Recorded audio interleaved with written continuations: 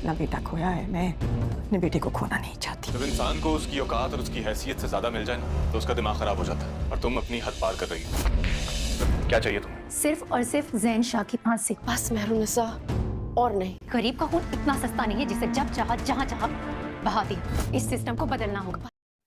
Drama serial इक़्तिदार इसकी आने वाली एपिसोड में हम देखेंगे कि मेहरू की माँ तो समन शाह की बातों में आ ही जाती है और मेहरू को समझाती है और कहती है कि अब बस बहुत हो गया, मैं तुम्हारे आगे हाथ जोड़ती हूँ, ये सब कुछ यहीं पर ख़त्म कर दो।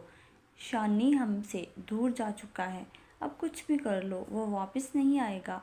और मेहरू कहती है कि अम्मी मैं जानती हूँ कि शानी को मैं अब कभी भी वापस नहीं लेकर आ सकती, लेकिन शानी के साथ ये जिन लोगों ने ये सब कुछ किया है तो उन्हें सज़ा तो दिलवा सकती हूँ ना।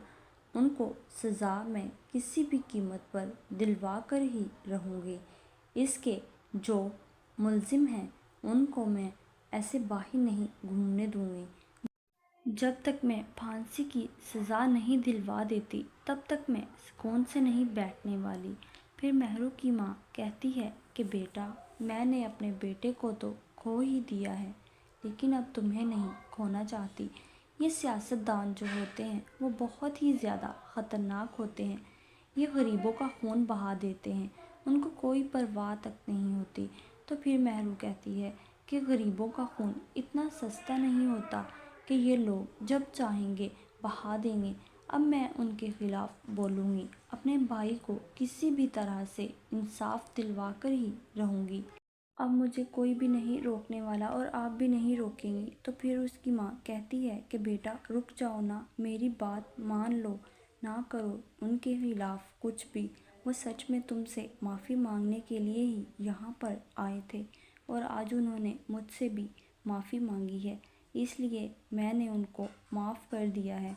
तो मेहरू कहती है कि अम्मी आप एक माँ हैं, आपको वो जज्बाती इमोशनल करके आपसे माफ़ी मांग सकते हैं, लेकिन मैं उनको माफ़ नहीं कर सकती। मेरे भाई का खून इतना सस्ता नहीं है कि इतनी आसानी से माफ़ कर दूँ। इसलिए जो कुछ भी उनके बेटे ने किया है उसकी सज़ा तो उनको मिलकर ही रहेगी। ये सब कुछ होने वाला है नेक्स्ट एपिसोड में।